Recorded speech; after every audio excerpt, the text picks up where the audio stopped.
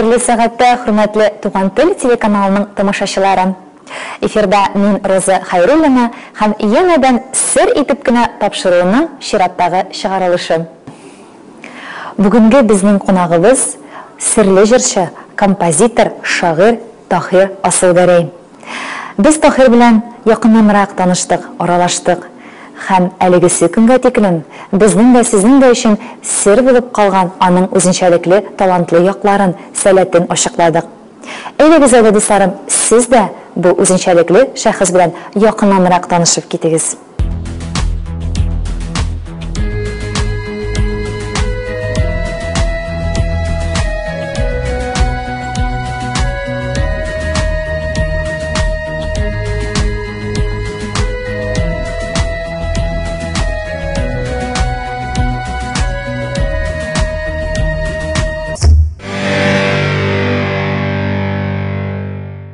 Таһир, сезнең иҗат юлыгыз кайчан һәм ничек башланып китте? Бүгенгесе көндә танылган композитор, җырчы булуыгызда әти-әниегезнең биргән тәрбиясенең роле бармы? Иҗат юлым әтидән, әнидән башлангандыр инде ул. Әти гомер буена гармоннан уйнады. Авылдагы кичәләр минем истә. Әни әле дә исән, җырлаштыра, шулардан күчкәндер инде моң. Димәк, сезнең әти-әниләрегез дә моңлы кешеләр, сез аларның бала чактан җырлаганнарын ишетеп, барсында күреп, бер-ике чакта өстәл астына кереп утырып, җырлап, аларга кушылып, алар кушкан җырларны да өйрәнеп, шулай үтәдер вакыт. Менә үзегезне мин җырлый алам, мин җырчы була алам икән дигән хисләр менә кайчан татыдыгыз беренче тапкыр үзегездә? Андый фикер килә башлады. Мәктәптә укыганда гитарада уйнарга өйрәнеп, беренче җырлар башланды рус телендә.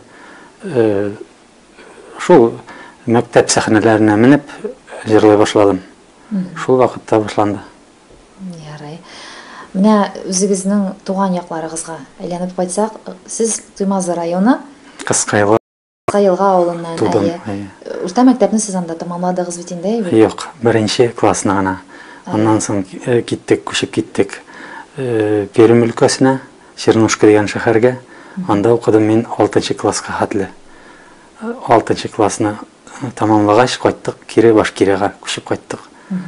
Шуннан соң инде Туймазы районында Татаралкан урта мәктәбен укып бетереп тәмамладым. 10 классны шунда. Мәктәпне тәмамлагач кайларга юл тоттыгыз? Хыял булгандыр инде, бала чактан ук ниндидер бер җырчы булу юк әле истә. Нишләптер киттем менә медицинский институтка, педиатрический факультетка. Анда киреп укый башладым. Аннан соң армиягә барып кайттым, 2 ел хезмәт итеп Украинада. Шуннан соң инде кайткач 3нче курстан соң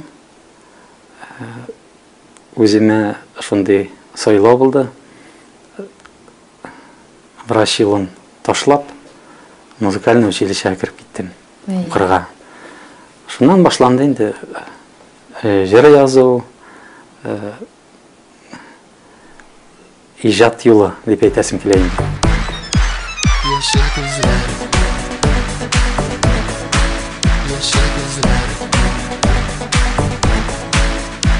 күзләр, серле яшел күзләр, билә булды минем җанымны. Йөрәгемнән китми иде тәсең, бүлдерәсең татлы йокымны. Йөрәгемнән китми иде тәсең, бүлдерәсең татлы йокымны. Таһир, менә Айдар Галимов белән бергә эшләгән елларда аның концертында чыгышлар ясаганда сез айруча халыкка шул вакытларда танылып киттегез. Шулай бит? Халык сезне аның концертларына барып, сезне күбрәк таныды. Якыннанрак таныды. Айдар белән эшләгән еллар бөтенсен туласынча шутласаң, бер 15 еллап буладыр инде. Башта бит инде мин эшләй башладым. Җырчы, гитарачы, соңрак аранжировкалар эшлей башладым, композитор булып, азакы еллар инде шул продюсер дип әйтәбез бит инде. Шул эш белән бергәләп Айдар белән бизнес дип әйтсәк тә була инде. Ул бит тормышның бер мизгеле. Ул бик зур тәҗрибә туплау, опыт дибез бит инде. Бик күп нәрсәгә өйрәнү. Мин бик күп нәрсәне әле менә үзем сәхнәгә чыгып концертлар оештыра башлагач, Айдарның ул вакытта ничек эшләгәннәрен менә әле генә нинди кыйынлыклар кичергәндер ул, менә әле генә аңлый башладым үзем. Коллектив эшли башлагач, бит. Халыкка сез аның концертлары аша иң беренче чиратта күңелләренә үтеп кирдегез. Һәм анардан соң сезне тормыш юллары кайларга юнәлтте? Дәвам итеп булар ул Айдар канат астында дип әйтәм инде. Җылы канат астында ипләп кенә эшләп, акча эшләп, квартирлар алып, үз юлын башлыйсы килде. Ул бер рискованный момент булды минем тормышымда. Шуның өчен берничә ел пауза эшләргә туры килде. Шуннан соң инде үзем сайладым, Казанга киттем. Күп кеше әйтә инде, Казанга китәләр дә кеше булып кайталар дип, шундый ниндидер сүз йөри бит. Аңардан да түгел, минем вынужден дип әйтәм икән, шундый обстоятельстволар шулай килеп чыкты. Үзегезгә иҗат юлы башлап җибәрдегез. Димәк, группагызда сез беренче группагызны Казан шәһәрендә Казанда иң башлап бит ул сәхнә юлы башламады. Башта продюсирование дип әйтәбез бит инде. Җыр язу, җырчылар белән аралашу, шуннан башланды ул. Продюсер үзәге ачтым, яшьлегем шишмәләре дигән. Хәзер инде аның филиаллары Уфада да бар, Ульяновскида да бар. Яшь җырчылар яңа башлап иҗат юлын башлаган җырчылар белән эшлибез. Җыр язу, аранжировка эшләү, клиплар төшерү, шуңардан башланды ул. Кая югалган икән аның, авыллардан, шишмәләрдән чаккан, бер җырларга булмас микән соң? Ялганнарга сәфәрләргә чыксаң, кая югалган икән ул? Кая югалган икән дуслар? Яшь чакларны бергә гөрләп үткән, антларыбыз кайда калдылар? Вәгъдәләрнең тугрылыгы беткән, кая югалган икән дуслар? Чынлап та бүгенге көндә сәхнәгә аяк басу, үз группаңны булдыру һәм инде тамашачыларның күңелен яулау, улы концертлар оештыру, ул зур көч, тәвәккәллек, энергия таләп итәдер һәм шулай ук финанс яклап та бит инде. Яшьлектә үз алдыгызга куйган барлык максатларга да ирештем мин дип әйтә аласызмы бүгенге көндә? Ирешү мәле яңа башлангандыр дип уйлыйм. Менә былтыр юбилей концерты үтте бит. Уфа шәһәрендә үтте. 50 яшь. Ул мин элегрәк уйлыйм. Ул юбилейдан соң ниндидер сүнү гомердән башланадыр дип. Шундый фикерләр бар иде. Хәзер уйлый башладым. Мөмкинчелек килеп чыкты. Аллага шөкер, халыкка барып җитә башлады. Җырлар ничә ел бит инде. Мин сәхнәдән киткән дә юк. Иныклап халык каршысына чыккан да юк. Шушындай состояниедә йөрү тукталды. Бик гади гына әйбер бу. Ну моңа барып җитү кыен. Электә теге теоретически мин моны аңлап белеп торадыр идем. Дөнья икенче төрлерәк барды. Шуның өчен әйләнеп кайткач инде кызыграк та, тәмлерәк тә сымак бу юл. Димәк, үз максатыгызга ирешкәндә күп сынаулар, күп авырлыклар күреп булса да, сез үз урыныгызны таптыгыз. Язган көйләрегезгә килгәндә, алар үзенчәлекле. Сезнең үзегезнең стилегез бар. бүтән композиторларның көйләреннән алар аерылып торалар. Шу үзенчәлекле яклары белән. Сез үз стилегез белән халыкка нәрсә җиткерәсегез килә? Бу стиль ниндидер манера, ул юкка гына теге на пустом месте эшләнгән әйбер түгел инде ул. Теге специально эшләнгәндә әйбер түгел. Элек-электән таңлыйдыр күбрәк чит ил музыкаларын. Ну, шуңардан шуның шаукымыдыр микән, ниндидер теге мелодичный группалар, рок-группа булсын, ул шундый композициялар ошыйдыр.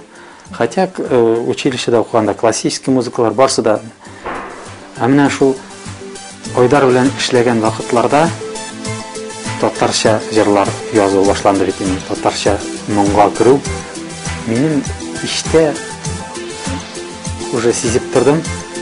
Татарча моңны калдырып, татар башкорт моңын калдырып, әгәр дә аранжировка сыйфатларын үзгәртеп, дәрәҗәсен күтәреп, төрле кораллар кертеп, экспериментировать итеп, шу үземнең тавышны калдырып, салаватка да, ойдарга да ошатмайча, үземнең тавыш, үземнең тембрларны калдырып, җырлап карыйсы килә башлады.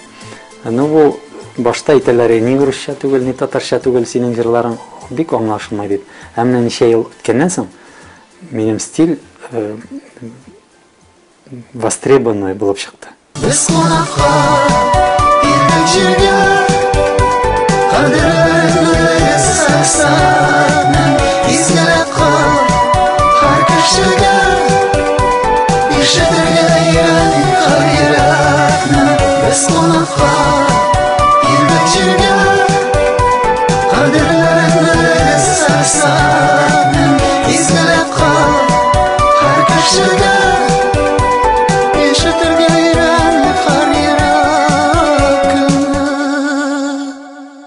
концертның главный әйбере дип әйтәсем килә. Халык белән аралашып, халыкка нәрсәдер һәрберсенең күзенә карагандай нәрсәдер биреп кайтарып җибәрү. Ул бик кызыклы хәл. Язалар. Күп кеше яза инде. Концерт турында гына түгел, нәрсәдер алды, нәрсәдер алып китте. Ул бит безнең эстрадада күп ул җырчылар нәрсәдер бирәләр. Поп музыка булсын ул, популярный музыка дип әйтәбез бит инде. Но барбыр бик серьезный әйберләр бар концертта. Минем иң менә тырышып эшлим нәрсәдән һәрбер чыгыш ниндидер мизгел булып калсын. Хәзер бит обратная связь дибез инде. Менә интернет аша бик күп язалар. Булай да дус эшләрдә әйтәләр, нәрсә өстеннән эшләргә, ничегрәк. Теге киңәш дип әйтәм, андый нәрсәләр дә бар бит. Шуларның барсын да уйлап, башында фильтровать итеп инде. Шул халыкка йөрәк аша эшләс килә һәр вакыт. Һәр вакыт живое исполнение. Бернинди плюс, бернинди фонограммасыз бит инде эшлим концертларда. Шул пусть анда теге дәрәҗәсе әзрәк була технический моментлар концертта живой эшләгәндә.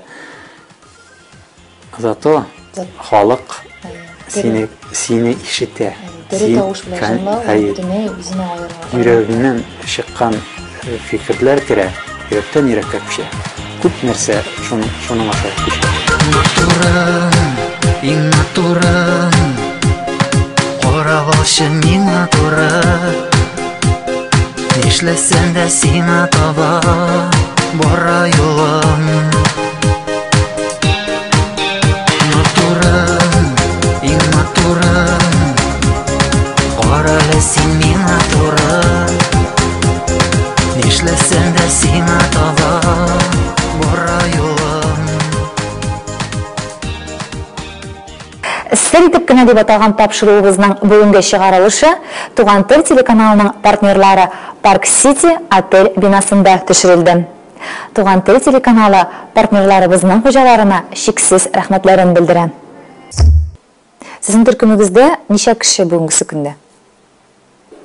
Һәрбер концертта мин күрсәтәм үзем белән эшләгән егетләрнең кызларына. Кемдер җырчы булып сәхнәгә менәс килә, кемдер үзе өчен генә андыйларны сәхнәгә чыгарам. Тавышлары ничек үзенчәлекле тавышлы җырчыларны сайларга тырышам инде. Аларның иҗатын күрсәтәсе килә. Һәрбер концертта яңа исемнәр. Менә булачак концертта берничә җырчыны чыгарып күрсәтәм. Булай бэк-вокал дип әйтәбез бит инде. Монда Уфа кызлары бөтенесе дә, Уфада музыкаль училищеда укыган кызлар. Алар синтезаторда да уйныйлар, алар җырлыйлар да. Кирәк икән, алар бөтен яклап ярдәм итәләр. Бу елгы Матурым дип исемләнгән тамашагыз калган концертларыгыздан нәрсәсе белән аерылып тора? Ну, бу концерт күбесенчә бәйрәм концерты. Шуның өчен сольный концерт дип кенә атап булмый моны. Бәйрәм 8 март бит инде ул үзенең правиласын барбыр диктует. Халыкка бәйрәм настроениесе бирер өчен. А Матурым бу сольный проектның концертның исеме. Барбыр туры килеп торадыр. Һәрберебез Матурым дип индәшәбез, бу сүзне яратабыз.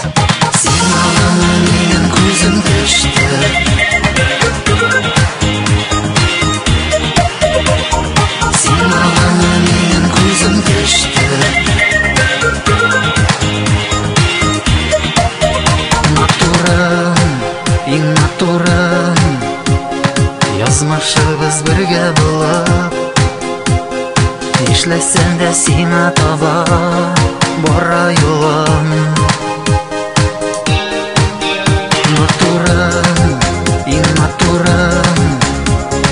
тормышыбыз бергә булып, эшләсәң дә сиңа таба бара юлым. Күбесенчә шушы Матурым дигән җыр теге объединять итте күп җырларны, берләштерде. Шуның өчен мәхәббәт турында гына җырлар. Шундый бик кызыклы, моңлы программа бу.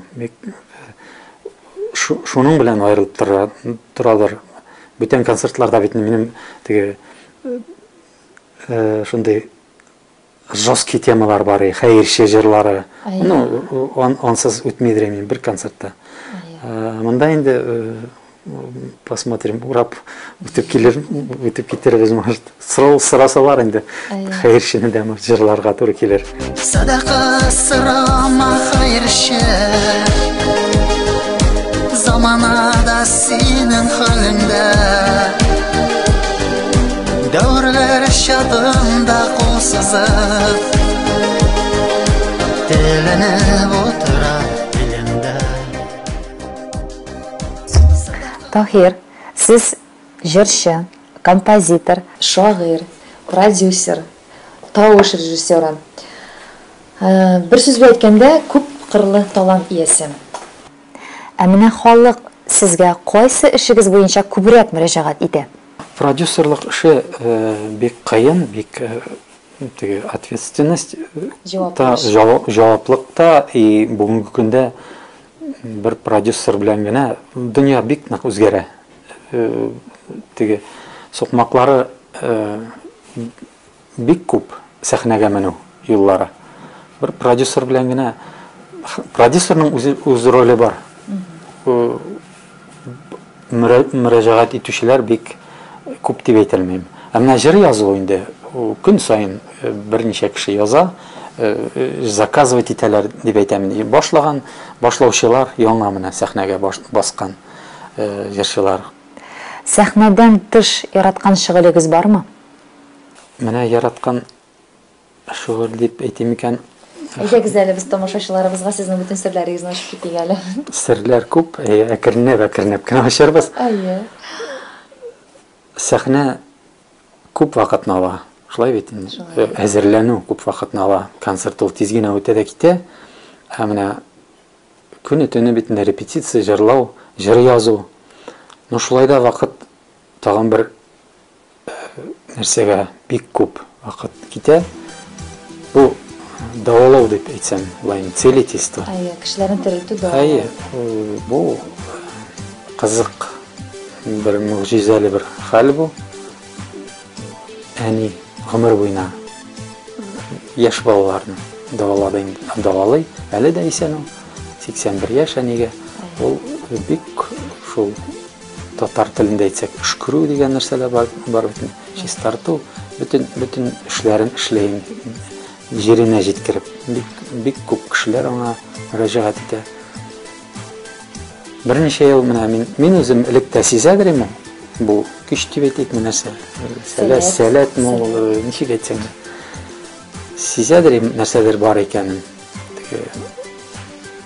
Яшерен генә ярдәм итеп, кешенең теге авыртуын югалту, боль снимать итү дибез бит. Наклап әнидән мин сорадым. Әйтәм, ничегрәк, менә шундый хәл. Әйтте, улым, синдә бу көч булырга тиеш диде. Мин аны беләм ди. Үзенчә киңәшләр әйтте инде миңа. Ниндидер дугалар ятларга бирде. Нәрсәдер өйрәтте, ничегрәк. Ул күбесенчә бит инде мусульман каноннары буенча давалый. Шуннан соң шул үзе белгән әйберләрне бик күп сөйләде инде миңа. Мин аны әле дә кайткан саен яздырам, диктофонга яздырам, телефонга төшерәм, камераларга төшерәм.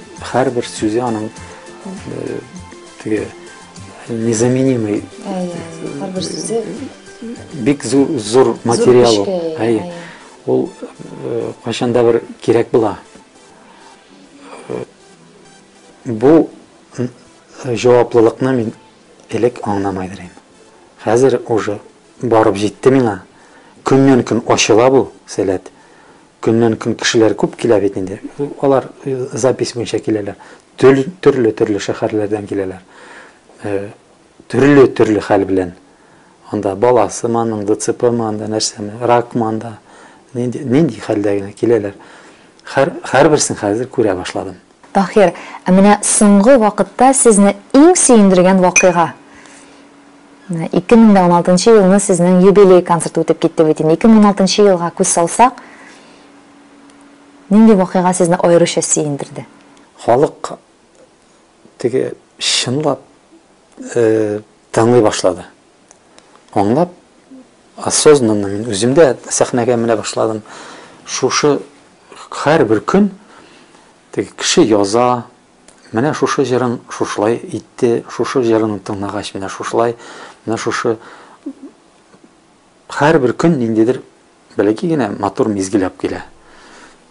Теге әллә нинди зур теге сөйнечле хәл булды бу арада дип әйтә алмыйм. Менә халыкның үзе минем концертларга йөри башлау бу кызык хәл. Сезнең тормыш девизыгыз бүгенгесе көндә? Тормыш девизлары берничә минем берсе бит инде аның менә халыкта бар бит менә теге сабыр итү дигән. Һәрбер вакытта сабыр итү. Терпение доведет до большого успеха. Язам инде, мин күп җирдә язам. Шул 1000 мәртәбә сынадым. Нинди хәл булса да түзәргә кирәк. Нинди хәл булса да көтә белергә кирәк. Тагын бер девиз миңа ошый. Уинстон Черчилль әйткән сүзләр бу. Никогда не сдавайся. Тахир, безнең Туган тел телеканалының тамашачыларына әйтер сүзләрең һәм теләкләрең. Туган тел каналы бик матур канал. Ул бик кызыклы канал. Мин аның теге иштелеген генә әйтмим, кешеләрен дә әйтәм. Бик күп кешеләре белән туган теленең танышмын, дусларбыз. Азат Галинуровичны алайыкмы, барыбер да теге беренче күрешүдән үк без бер-беребезгә күзгә күз карашып аңлаштык. Нинди ярдәм кирәк икәнен аңлады ул. Нинди стадияда мин барганны, нинди концертлар дәрәҗәсе. Сразу каршы теге шаг дип әйтим инде. Күп нәрсә эшләде ул безнең өчен. Менә минем ярдәм кулы сузды. Концертлар өчен туган тел официально безнең ул информационный партнер. Без бүтән җирдә әйтәбез инде, туган тел каналы, бик күп клиплар безнең, теге презентациялар эшләнә бит инде. Җегетләр молодцы. Алга барасыз, дөрес барасыз, дәрәҗә дә күтәрелә, сизелеп тора ул. Музыкантлар белән берлектә теге творческий союз дип әйтәм, иҗади шушы юл дөрес.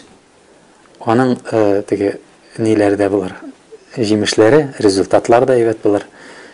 Исән-сау эшләгез, бергә концертларны үткәрергә.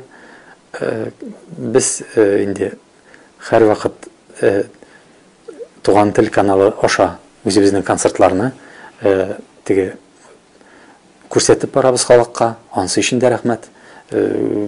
Профессиональ үсеш бик зур, бик күренә, сизелә. Молодцы, исән-саулык. Бар һәрберегезгә дә исән-саулык, бәхет. Бергә алга атларга, Алла бирсә.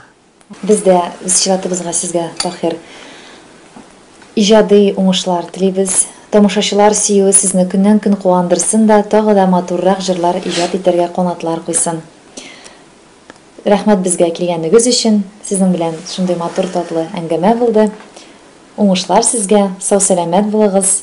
Үзегезнең Ходай Тәгаләкәй тарафыннан бирелгән талантыгызны тагы да күтәрергә сезгә Ходай Тәгаләкәй мөмкинчелекләр бирсен. Сәләтегез белән кешеләрне тагы да күбрәк кешеләрне дәваларга, аларга ярдәм кулы сузарга да сезнең һәрвакыт теләгегез булсын, көчегез булсын. Бик зур рәхмәт сезгә дә чакырганыгыз өчен. Исән-сау эшләгез, исән-сау яшәгез, гаилә бәхете, бәхетле булыгыз. Кадерле тамашачылар, 4 март көнне Яшьләр мәдәният сараенда Таһир Асылгәрәйнең шәхсән матурын дип исемләнгән бик үзенчәлекле кызыклы концерты көтелә. Бәйрәм алды 4 март көнне үткәреләчәк бу тамаша. Бәйрәм күтәренкелеге бүләк итәчәк дусларым сезгә.